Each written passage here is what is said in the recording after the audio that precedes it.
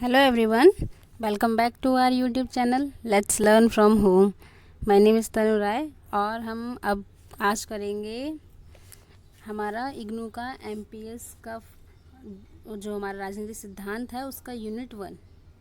तो उस यूनिट का नाम है राजनीति सिद्धांत क्या है और उसका अध्ययन क्यों करें। तो ये मैंने उसके कुछ समरी के टाइप्स नोट्स बनाए हैं और ताकि आपको चैप्टर बहुत इजीली समझ में आ जाए, क्योंकि किताब में तो थोड़ा सा डिफ़िकल्ट है वो समझना, लेकिन सिर्फ वीडियो से काम नहीं चलेगा, आपको बुक भी पढ़नी है। आप पहले वीडियो को देखिए, चीज़ों को समझिए, फिर बुक को पढ़िए ताकि आप अपने नोट्स भी बना सकें। अगर आपको अपने नोट्स बनाने नहीं आते तो आप मैंने जो वीडियो बना रखी है उनका स्क्रीनशॉट ले सकते हैं, लेकिन उससे पहले चैनल को सब्सक्राइब ज़रूर कीजिए ताकि आपको आने वाली सभी वीडियोस का नोटिफिकेशन मिल जाए। तो इसके लिए आपको बेल भी प्रेस करनी है। तो चलिए हम शुरू करते हैं। इसकी शुरुआत हम करेंगे प्रस्तावना से। तो आपको पता ही है कि हमने जो पीछे वीडियो पढ़ी थी उसमें हमने ये देखा था कि राजनीति सिद्धांत जो शब्द है उसके क्या मतलब है और उसे हमें कैसे पूरे हमारे जितने भी टॉपिक्स आगे आएंगे, चाहे वो डेमोक्रेसी हो, लिबर्टी हो, फ्रीडम हो, मतलब राइट्स, इन जो जितने भी हमारे टॉपिक्स आएंगे इनको हमें कैसे हैंडल करना है, उनमें हमें क्या पढ़ना है और कैसे इनको को रिलेट करना है। ऐसे ही अब हम शुरुआत कर रहे हैं कि जो हमारा राजनीतिक सिद्धांत स्पेशली ये है, जो वर्ड है, पहले हमें पता होना चाहिए ना कि हम जिस सब्जेक्ट को पढ़ रहे हैं उसका मतलब ही क्या है। फिर हम जानेंगे कि इसको पढ़ने के पीछे का मोटिव क्या है। तो इसके जो इंट्रोडक्शन में यही चीज़ बताई गई है कि राजनीति सिद्धांत राजनीति संबंधी जो हमारा है, जो हमारा राजनीतिक विषय है, ठीक है, वो एक कल्पना नहीं है। मतलब हम अभी से पढ़ रहे हैं तो हमें एक कल्पना के रूप में नहीं पढ़ना है, ये एक विज्ञान और है और एक फ़िलॉसफी के रूप में हमें इसे पढ़ना है। मतलब लोगों को लगता होगा कि हमारे जो राजनीतिक सिद्धांत बोल सकते हैं या राजनीतिक विज्ञान है जो हमारा, ये हमारी पॉलिटिक्स से रिलेटेड होता है, लेकिन ये पूर्णतः हमारी पॉलिटिक्स जिसे हम राजनीति बोलते हैं आम शब्दों, उनसे रिलेटेड नहीं है। तो इसी तरीके से सिर्फ एक कल्पना नहीं है कि हमने कल्पना कर दी कि चीज़ें ऐसी होनी चाहिए या वैसी चीज़ें वैसी होनी चाहिए, नहीं, उसकी जैसी नहीं है। यह एक विज्ञान के रूप में है, क्योंकि आपको पता होगा विज्ञान हम कैसे पढ़ते हैं कि कोई भी चीज़, मतलब विज्ञान में क्या मेन होता है कि अगर हमें कोई भी रिजल्ट चाहिए तो हमें उसमें सारे इनपुट्स इक्वल डालने पड़ेंगे। कोई भी इनपुट ज़्यादा या कम अगर हो जाता है तो उससे उसका रिजल्ट ख़राब हो सकता है। इसी तरीके से हमारा जो राजनीतिक विज्ञान है, ठीक है, इसके भी इनपुट्स हम सारे ही डालेंगे। अगर मैं आपको एग्जांपल दूँ कि किसी व्यक्ति को हमने सिर्फ राइट्स दे दिए, उसको हमने एक भी कर्तव्य नहीं दिया, तो आपको पता है उसका रिज़ल्ट कितना भयानक होगा। वो अपने राइट्स के नाम पर कुछ भी कर सकता है, वो एक असामाजिक तत्व के रूप में भी बदल सकता है, क्योंकि वो हर चीज़ को अपना राइट मानेगा। फिर वह दूसरों को तंग करना अपना राइट मानेगा, दूसरों के राइट्स को ख़त्म करना राइट मानेगा, क्योंकि उसको हमने ये ड्यूटी तो नहीं दी कि आपके राइट्स सिर्फ उतने हैं जितने आप तक सीमित है। दूसरों के राइट्स को ख़त्म करना ये आपके राइट्स नहीं। हमने उसे ये ऐसा कुछ हमने उसे लिमिटेशन तो दी नहीं, हमने उसे बोल दिया कि आपके पास अनलिमिटेड राइट्स, आप जो चाहो सब जस्टिबल है, आप जस्टिफाई कर सकते हो क्योंकि आपके पास राइट है। तो ये चीज़ें हमें बताती है कि ये सिर्फ एक कल्पना नहीं है, क्योंकि कल्पना में हम किसी व्यक्ति को ऐसे राइट्स दे सकते हैं, प्रैक्टिकल लाइफ में ऐसा पॉसिबल नहीं है। तो यहाँ पे वही चीज़ बताएगी, ये एक विज्ञान है, ये एक फ़िलॉसफी है। फ़िलॉसफी इसलिए है कि हमारे पास एक विचार होगा, उस पर हम चिंतन करेंगे, उसके पॉजिटिव नेगेटिव चीज़ों को देखेंगे, तब हम कुछ एक रिज़ल्ट निकालेंगे। तो उसको फिर हमारा ज़रूरी थोड़ी कि वो विचार इतना ही अच्छा हो, हम उसको वैज्ञानिक तरीके से भी तो देखेंगे। तो यानी राजनीति जो हमारी है वो वैज्ञानिक भी है और हमारी फ़िलॉसफी भी है। जिससे आपने अक्सर सुना होगा कि लोग कहते हैं कि तुम ज़्यादा फ़िलॉसफिकल हो रहे हो या तुम ज़्यादा बहुत ज़्यादा साइंटिफिक हो रहे हो। तो अक्सर फ़िलॉसफी को मिथोलॉजी के साथ जोड़ा जाता है और साइंस को बहुत ज़्यादा प्रैक्टिकल के साथ जोड़ा जाता है। और लोग कहते हैं माइथोलॉजी और प्रैक्टिकल चीज़ें एक साथ नहीं हो सकती, लेकिन राजनीति विज्ञान ये चीज़ प्रूफ करके दिखा सकता है कि एक ही समय पर वैज्ञानिक भी हो सकता है और फ़िलॉसफिकल भी हो सकता है। यहाँ पे इस बात को उन्होंने कॉन्क्रीट तरीके से बताने के लिए यहाँ पर ब्लूहेन कहते हैं, ठीक है, कि राजनीति सिद्धांत राजनीति व्यवस्था की का एक अमूर्त आदर्श है। मतलब उन्होंने कहने का मतलब है कि यह हमारी जो राजनीति व्यवस्था है ठीक है, उसको अच्छे से रिप्रेजेंट करता है ये एक आदर्श के रूप में। और ये हमें सिर्फ वैसे ही नहीं पढ़ना है, हमें प्रूफ देता है कि क्योंकि इसके पास फैक्ट्स होते हैं, ये एनालिटिकल होता है और ये हमें एक रास्ता दे रहा होता है कि हमें चीज़ों को कैसे लीड करना है। जैसे हमने बताया कि क्योंकि अगर आप साइंस पढ़ेंगे तो साइंस में आप अगर आपको सपोज़ कोई एक केमिकल फार्मूला बनाना है तो आप उसमें जिन भी चीज़ों को ऐड करेंगे, मैं आपको वहाँ पे थोड़ा सा एग्जांपल के रूप में बताना चाहती हूँ कि ए है, ये बी है, ये सी है, आपका रिजल्ट आना है वो डी है। आपका मतलब कि मोटिव है कि आप डी को ही बनाएंगे। तो अब उसमें वो ये बोलना चाह रहे हैं कि आपको कैसे चीज़ों को डालना है। अगर आपने इसे 10%, इसे 20%, इसे 80% जिसकी ज़्यादा ज़रूरत है हमने डाल दिया, लेकिन हमारा जो रिज़ल्ट आना था उसमें जो मात्रा ज़्यादा है वो इसकी आनी है, तो क्या ये सही तरीके से बन पाएगा? नहीं।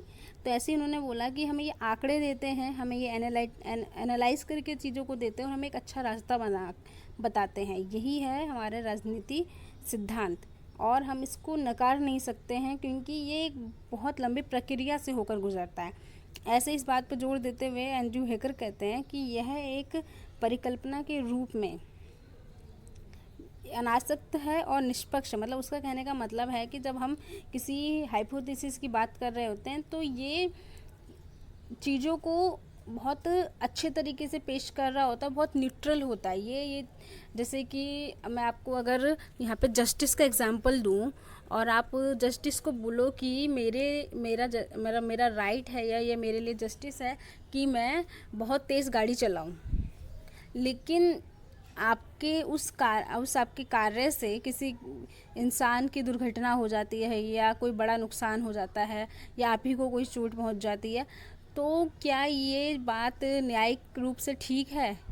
इसके लिए तो सरकार को यानी कि राज्य को इसके लिए जवाबदेहिता देनी होगी कि वह किसी व्यक्ति को इस प्रकार से न्यायिक शब्द को इस तरीके से मिसयूज़ करने नहीं दे सकते हैं।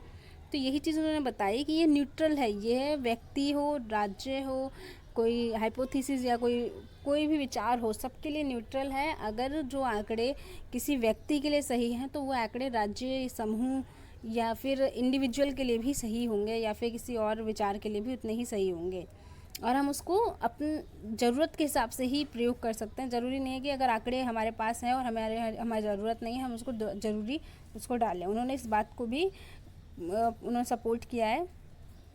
वह आगे ही कहते हैं कि विज्ञान के रूप में अव्यक्त और तथा सुस्पष्ट रूप से इस बात का निर्णय देता है कि राजनीति सत्यता, मतलब उनका कहना है कि यहाँ पर कि अगर आपको राजनीति की सत्यता को बताना है यानी उसके आपको हम बोल सकते हैं कि ये जो घटना घटी है, ठीक है, ये कितनी सही थी और कितनी गलत थी जो राजनीतिक घटना घटती है, तो उसका हमें प्रूफ विज्ञान के थ्रू मिलता है, हमें उसका प्रूफ फिलॉसफी के थ्रू मिलता है कि हाँ ये जो घटना घटी है ये बिल्कुल सही है। आगे हम ये देखते हैं कि ये उन नियमों का वर्णन करता है जो समाज के लिए बहुत अच्छे हैं।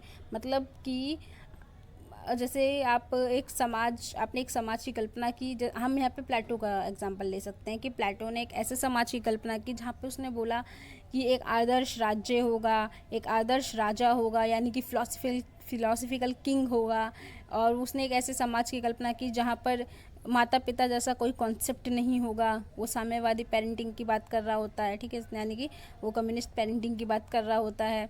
वो कह रहा होता है कि शिक्षा करीब 50 साल 60 साल तक मिलती रहनी चाहिए, तब जाके हमें एक आदर्श या फिर फिलोसफिकल किंग मिलेगा और हम समाज को शिक्षा के बेस पर हम डिवाइड कर सकते हैं। तो प्रैक्टिकल लाइफ में ये चीज़ें बहुत ज़्यादा पॉसिबल तो नहीं है, लेकिन कुछ चीज़ें हम उनको फिलोसफी, जैसे शिक्षा का जो उसने मेथड दिया बहुत अच्छा मेथड है, लेकिन हम उसकी एज को कम करके प्रयोग में ला सकते हैं। मैथमेटिक्स है, फिजिकल एजुकेशंस की बात वो करता है। तो यहाँ पर वही चीज़ बताई गई है कि जो फिलॉसफी के रूप में ये हमें एक अच्छे गुणों की बात कर रहा होता है कि हमारे समाज के निर्माण के लिए, हमारे समाज में रहने वाले इंडिविजुअल्स के लिए कौन से अच्छे गुण हैं जो उनके जीवन को बेहतर बना सकते हैं।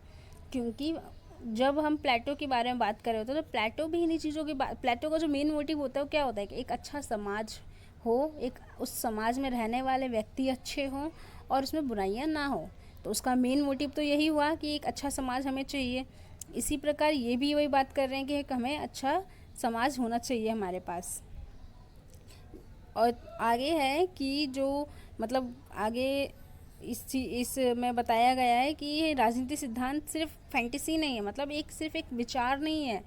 फैंटेसी का मतलब होता है कि एक ऐसा विचार जिसको हम प्रैक्टिकल लाइफ में पूरा तो क्या 1% भी अप्लाई नहीं कर सकते। तो उन्होंने कहा ये एक फैंटेसी नहीं है, ये एक विज़न है।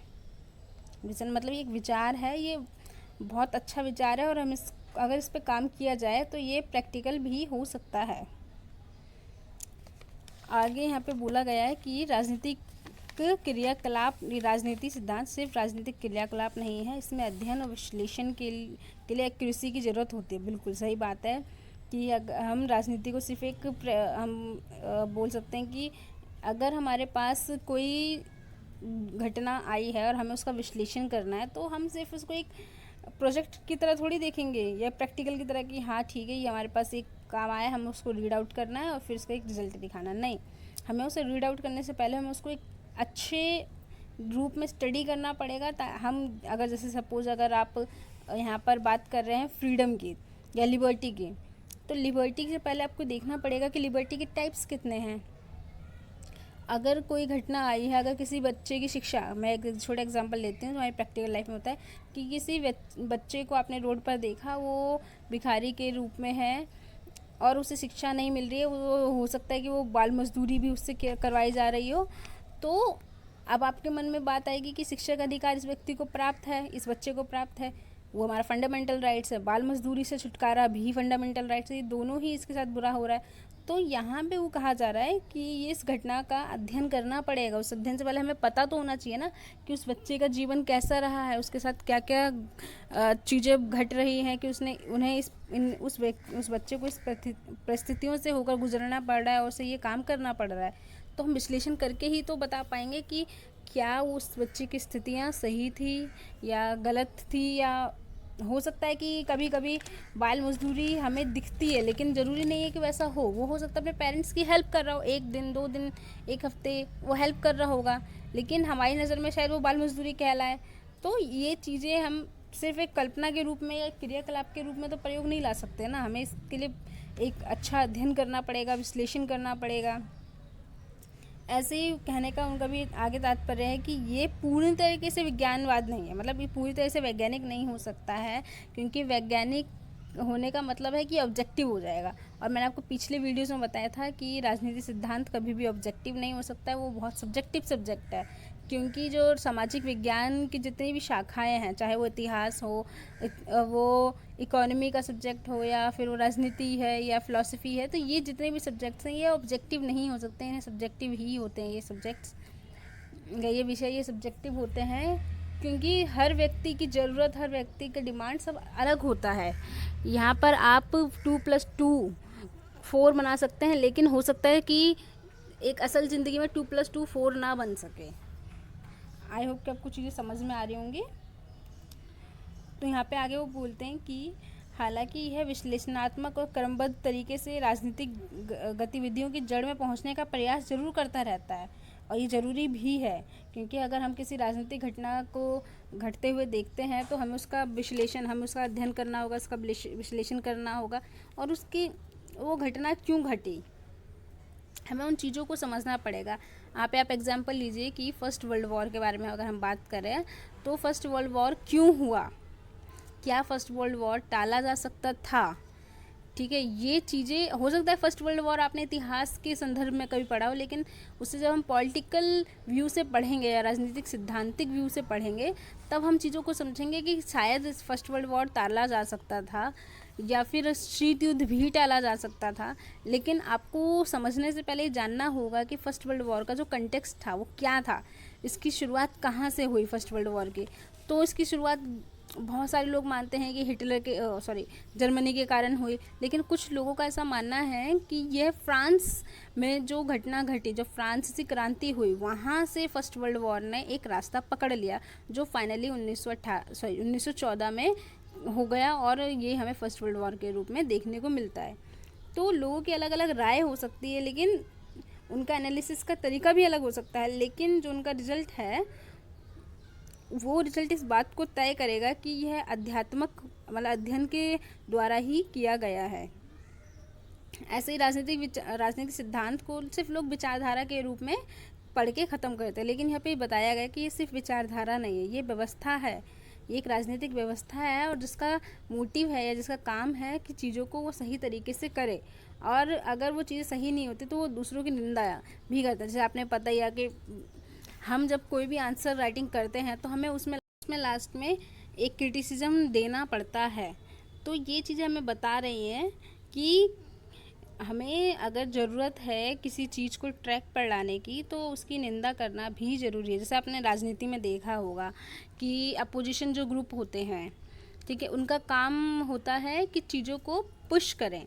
मतलब कि अगर कोई सत्ताधारी सरकार है, वह किसी काम को गलत तरीके से या फिर अनैतिक तरीके से या फिर असंवैधानिक तरीके से काम कर रही है, तो उसका काम है कि उसको क्रिटिसाइज़ करके या उसको एक्सपोज करके सही रास्ते पर लेकर जाए।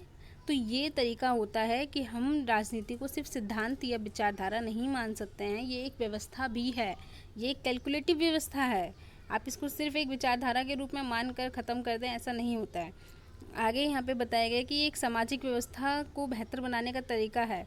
बिल्कुल है, क्योंकि आपको पता ही है कि समाज में परिवर्तन होते रहते हैं, तो परिवर्तन के साथ साथ उसमें जो विचार होते हैं, जो वैज्ञानिक तत्व होते हैं या फिर जो फिलॉसफी होती है, उनमें भी बदलाव आता रहता है।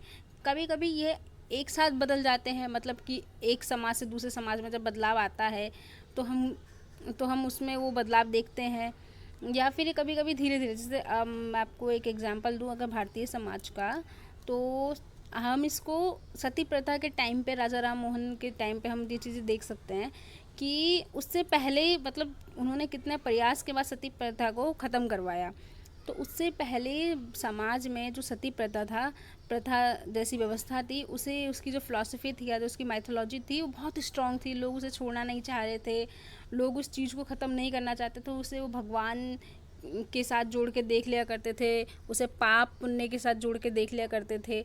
तो लेकिन वो जब बदलाव आया तो लोगों का माइंडसेट यानी फ़िलॉसफी बदली, लोगों का नज़रिया, क्योंकि राजा राम मोहन राय को भारतीय समाज का प्रथम आधुनिक व्यक्ति माना जाता है।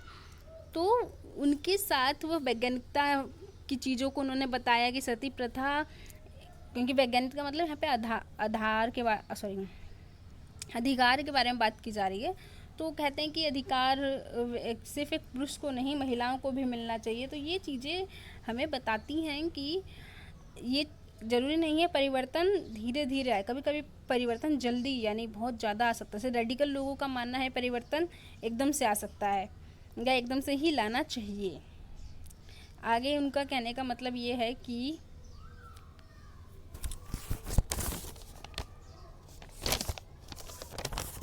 जो परवर्ती सोपान यानी कि जो पुराने जो थॉट्स होते हैं ना, उनकी जो फिलॉसफी या उनका जो विज्ञान, ये सब चीज़ें हमें किसी भी विचारधारा या किसी भी सिद्धांत में देखने को मिलते हैं। तो बिल्कुल, क्योंकि किसी भी सिद्धांत का इतिहास होता है और ये बहुत ज़रूरी है, क्योंकि हम किसी भी चीज़ को उसके इतिहास के बिना नहीं समझ सकते हैं। आगे हम ऐसे ही जानेंगे अब सीधा राजनीति सिद्धांत क्या है। अब हमने तो पहले ये जान लिया कि राजनीति सिद्धांत की प्रस्तावना क्या थी, हमें उस चीज़ों को समझना कैसे। अब ये हम जानने की कोशिश करेंगे कि राजनीतिक सिद्धांत क्या है, क्योंकि हम इसको कैसे पढ़ेंगे। हम इसको पहले राजनीति शब्द को पढ़ेंगे और फिर सिद्धांत शब्द को पढ़ेंगे, फिर समझेंगे इनका क्या मतलब है। तो यहाँ पे पहले हम राजनीति देखें कि राजनीति सिद्धांत में जो राजनीतिक क्या है, यह एक विचार है, और ये विचार सिर्फ विचार के रूप में नहीं है, ये विज्ञान और तत्व ज्ञान यानी कि विज्ञान और फिलॉसफी के रूप में है ये विचार, जैसा हमने पीछे अभी देखा। मतलब आसान शब्दों में अगर हम कहें तो इस सब्जेक्ट को समझने के लिए या इस विषय को हमें समझने के लिए विज्ञान और फिलॉसफी दोनों की ज़रूरत है। हम पीछे एग्जाम्पल के थ्रू इसको देख चुके हैं। और ये राजनीतिक विज्ञान यानी विषय का मतलब या तो आप संबंध में लिख सकते हैं, विषय का मतलब टॉपिक भी होता है, ठीक है, यानी विषय। तो यहाँ पे विषय के एक हिंदी शब्द के रूप में उन्होंने प्रयोग किया है कि यह रेलेवेंट है, ये किसी भी घटना से संबंधित है, उससे रेलेवेंट है और अगर हम बात करें कि इसे हम कैसे प्रयोग में ला सकते हैं या इसका अर्थ क्या है, तो यहाँ पे एक विस्तृत और एक सीमित अर्थ, मतलब विस्तृत और सीमित साथ में बताया गया है। तो यहाँ पे बताया गया है कि राजनीतिक समस्याओं का अनुशासन यानी एक्सप्लोरेशन। जॉर्ज सेवाइन बताते हैं कि अगर हमें राजनीतिक सिद्धांत या राजनीतिक शब्द को समझना है तो हमें समझना होगा कि यह राजनीतिक समस्याओं का एक एक्सप्लोरेशन है, डिसिप्लिनरी एक्सप्लेनेशन है। मतलब कि अगर हम राजनीतिक समस्याओं को समझ रहे हैं तो हमें डिसिप्लिन के साथ उसको ओपनली समझना पड़ेगा। आप रैंडमली किसी भी टॉपिक को या किसी घटना को समझ नहीं सकते हैं। उसको समझने के लिए एक डिसिप्लिन की ज़रूरत है। ऐसे ही डेविड हेल्डिक का मानना है कि राजनीतिक जीवन विषय संकल्पना और सामान्यीकरण का तंत्र है। मतलब उन्होंने बोला कि जो राजनीतिक संबंध, राजनीतिक जो हमारा व्यवस्था है वह संकल्पना और सामान्यीकरण के उद्देश्यों की तरफ आगे बढ़ता है। वह उसको इस रूप में देखता है कि यह हम चीज़ों को कितने आसानी से समझ सकते हैं, उसके उद्देश्य को, उसकी प्रकृति को, उसके जो मेन पॉइंट्स हैं, इन चीज़ों को हम कैसे समझ सकते हैं। फिर वो आगे इस चीज़ को ऐड करते हुए कहते हैं कि मनुष्य की राजनीतिक क्षमताओं, विचारों को और कल्पनाओं, ये सबको समझने के लिए हमें राजनीतिक शब्द को अच्छे से समझना होगा, क्योंकि मनुष्य के विचार, क्षमताएं, ये सब उन चीज़ों से ही बनती है। और ये सब चीज़ों के पीछे एक प्रकार का संदर्भ होता है, ये कंटिन्यूटी के साथ चलता है। और इनको रीड करने के लिए जॉर्ज ने जैसा बोला कि हमें एक डिसिप्लिनरी एक्सप्लोरेशन की ज़रूरत है। यहाँ पे पॉलिटिकल साइंस डिक्शनरी है एक, ठीक है, उन्होंने एक अच्छी सी विस्तृत यानी एक डिटेल परिभाषा देने की कोशिश की है। वो समझाने की कोशिश की उन्होंने उसके थ्रू कि वह विचार संकल्प जो राजनीतिक दृश्य घटना का मूल्यांकन करने, उसको स्पष्ट करने व उसका पूर्वानुमान करने का प्रयास करता है। मतलब ये वह विचार है, ठीक है, जो राजनीतिक घटनाओं का मूल्यांकन करता है, फिर उसे समझता है और उसके पूर्वानुमान को भी समझने की कोशिश करता है कि अगर ये घटना हुई है तो उसके पीछे के जो असर है वो, मतलब उसके पीछे के का जो तथ्य रहे हैं वो कैसे इस घटना को घटित होने में हेल्प करते रहे होते। जैसे मैंने आपको अभी वर्ल्ड वॉर 1 का एग्जाम्पल बताया था, वैसी तरीके से ये उन्होंने इसे समझाने की कोशिश की है पॉलिटिकल साइंस डिक्शनरी ने। वो आगे पॉलिटिकल साइंस डिक्शनरी आगे इस चीज़ को एक्सप्लेन करते हैं कि ये एक उपक्षेत्र के रूप में राजनीति विज्ञान के, क्योंकि राजनीति विज्ञान एक बहुत बड़ा सब्जेक्ट है, उसका एक उपक्षेत्र के रूप में जो राजनीतिक सिद्धांत है हमारा, वह राजनीतिक विचारों, मूल्यों, संकल्पनाओं तथा राजनीतिक व्यवहारों को अनुमान करता है। मतलब उसका अनुमान लगाता है, उसको स्पष्टीकरण देता है, यानी जनरलाइज करता है कि ये घटनाएं या ये चीज़ें क्यों हुई। तो इसकी दो मुख्य शाखाएं हैं, एक तो हमारा है राजनीतिक तत्वज्ञान अथवा नियामक सिद्धांत, दूसरा है अनुभवजन्य सिद्धांत। आपको ये याद होगा कि मैंने अभी जब पिछली वीडियो बनाई उसमें मैंने आपको बताया था कि जो हमारा राजनीति है उसे समझने, मतलब हम उसे राजनीति दर्शन और राजनीति सिद्धांत के रूप में समझ सकते हैं। तो आपको अगर वो राजनीतिक तत्व ज्ञान और नियामक सिद्धांत नहीं समझ में आ रहा है या फिर अनुभवजन्य सिद्धांत नहीं अभी समझ नहीं आ रहा है, तो आप प्लीज़ उन वीडियोस को देखें, ताकि आपको जो जितने भी वर्ड्स होते हैं ना वो बहुत इंपॉर्टेंट होते हैं। ये जितने भी वर्ड्स होते हैं ये बहुत ज़्यादा इंपॉर्टेंट होते हैं। आपको इन्हें समझने के लिए ज़्यादा मेहनत नहीं करनी है, बस उन वर्ड्स का मीनिंग जान लीजिए और उन वर्ड्स को कनेक्ट करना सीख जाइए, फिर आपको सारे जितनी भी हमारी राजनीति से जुड़ी चीज़ें हैं आपको चीज़ें समझ में आएंगी। और यूनिट 1 बहुत स्पेशल यूनिट इसलिए माना जाता है क्योंकि यह सभी का एक सार होता है। हमें चीज़ों को समझने के लिए जिस चीज़ की हेल्प चाहिए ना, ये हमें इसी चैप्टर से मिलेगा। हमें राजनीतिक सिद्धांत क्या है और अध्ययन क्यों करें, इसी से मिलेगा।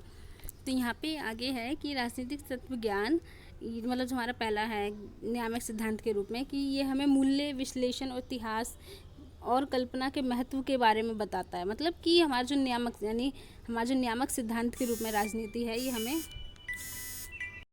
ये हमें मूल्य विश्लेषण इन आदि चीज़ों के बारे में बता रहा होता है। ऐसे ही अनुभवजन्य यानी एम्पेरिकल थ्योरी जो है, ये हमें वैज्ञानिक रूप से उसका अध्ययन करती है, उसका परीक्षण वैज्ञानिक रूप से किया जाता है। फिर हमें पता लगता है कि मतलब कि उसका पूर्वानुमान किया जाता है कि हमें मार्गदर्शन देने में ये कैसे प्रयोगरत है। मतलब इनका कहने का मतलब है कि एक तो हम ये जानते हैं कि हम उसका विश्लेषण करेंगे, उसके ऐतिहासिक घटनाओं को जानेंगे। दूसरी तरफ ये बताना चाहता है कि हम इसका वैज्ञानिक रूप से हम इसका जब परीक्षण करेंगे, ठीक है, तो हम चीज़ों को जानेंगे कि इसने कैसे जो भी घटना घट रही है, राजनीतिक सिद्धांतिक घटना घटती है, उसको कैसे लीड किया है। तो राजनीतिक सिद्धांत को हमें इन दोनों चीज़ों के थ्रू ही समझना चाहिए, तभी हमें चीज़ें समझ में आएंगी। ऐसे आगे यहाँ पर है कि राजनीतिक जो हमारा पूरा राजनीतिक सिद्धांत है, ठीक है, संपूर्ण राजनीतिक सिद्धांत एक राजनीतिक विषय है, ये एक टॉपिक के रूप में हम इसे देखेंगे। राजनीतिक क्या है का प्रतीकात्मक प्रस्तुतिकरण है। मतलब अगर हमें चीज़ें समझनी है कि राजनीतिक क्या है, तो हमें समझने के लिए इसको देखना पड़ेगा कि यह एक तो ये अनुभवजन्य सिद्धांत है और दूसरा ये एक नॉर्मेटिव थ्योरी भी है, तभी हम राजनीतिक सिद्धांत को समझ पाएंगे। ऐसे ये अपनी प्रकृति में यह राजनीतिक क्रियाकलापों के प्रक्रमों और परिणामों का एक औपचारिक, तार्किक व क्रमबद्ध विश्लेषण है। इसका मतलब ये हुआ कि जो इसकी प्रकृति है ना राजनीतिक सिद्धांत की, यह क्रियाकलापों से जो रिजल्ट निकलता है, ये एक हम बोल सकते हैं जो विश्लेषण करते हैं, जो उनसे रिजल्ट निकलता है, उसके बाद उनका कंपाइल किया जाता है और फिर एक फाइनल रिजल्ट निकाला जाता है। तब हमें राजनीतिक क्रियाकलाप या राजनीतिक घटनाएं या राजनीतिक सिद्धांत है जो हमारा, वो समझ में आना शुरू कर देता है। ऐसे ही आगे है कि अपनी प्रणाली में तो ये विश्लेषणात्मक है, व्याख्यात्मक है और विवरणात्मक भी है, ऑफ कोर्स, क्योंकि आपको पता ही है कि आपको किसी चीज़ को भी समझने के लिए उसका विश्लेषण करना ज़रूरी है। अगर आप विश्लेषण करेंगे तो उसकी व्याख्या भी तो करनी पड़ेगी ना, तभी तो हम चीज़ों को समझ पाएंगे। या कोई व्यक्ति जिसे हम समझाना चाह रहे हैं तो हमें उसका एक्सप्लेन करना पड़ेगा डिटेल्ड में, फिर उसको एक्सप्लेन करने के लिए हमें उसकी डिस्क्रिप्शन भी देनी पड़ेगी अच्छी सी, तभी तो हम उसको समझा पाएंगे कि हमारा कहने का मतलब क्या है। ऐसे ही हमारे राजनीतिक सिद्धांत के साथ भी है। आखिर में है कि अभिप्राय अपने अभिप्राय में यानी अपने कंटेक्स्ट में ये व्यवस्था संबद्धता तथा अर्थ प्रदान करने का कार्य करता है, जैसे हम राजनीति के रूप में ले सकते हैं। ये हमारा पूरा राजनीतिक सिद्धांत क्या है यहाँ पर ख़त्म होता है। आगे हम नेक्स्ट टॉपिक में देखेंगे कि सिद्धांत क्या है। तो मेरी आपसे उम्मीद है कि आपको वीडियो पसंद आया होगा, और अगर आपको पसंद आया तो प्लीज़ लाइक करके मुझे बताइए कि आपको कैसा लगा। आप ज़्यादा लाइक करेंगे तो मुझे समझ में आएगा, मुझे मोटिवेशन मिलेगी कि हम आपको पसंद आ रहा है और मुझे और अच्छे से आपको इसे आगे बना के देना है। एक बात याद रखिएगा कि वीडियो पढ़ने से सिर्फ कुछ नहीं होगा, आपको किताबें भी पढ़नी बहुत ज़रूरी है। तो हम मिलेंगे नेक्स्ट वीडियो में, लेकिन इससे पहले आपको वीडियो को सब्सक्राइब करना है, चैनल को सब्सक्राइब करना है, वीडियो को लाइक, कमेंट एंड शेयर जरूर करना है। अपने जितने भी आपके इग्नू वाले दोस्त हैं, आप जिन्हें जानते हैं या जिन्हें हेल्प चाहिए, आप उन्हें भी शेयर कर सकते हैं, क्योंकि हम इग्नू का सिर्फ पॉलिटिकल साइंस का ही नहीं, हम इसके और भी सब्जेक्ट्स, हिस्ट्री है, पब्लिक एडमिनिस्ट्रेशन है, इनको भी कवर कर रहे हैं। तो आप ज़रूर देखिएगा और आगे से शेयर कीजिएगा। तो हम मिलेंगे नेक्स्ट वीडियो में। Thank you.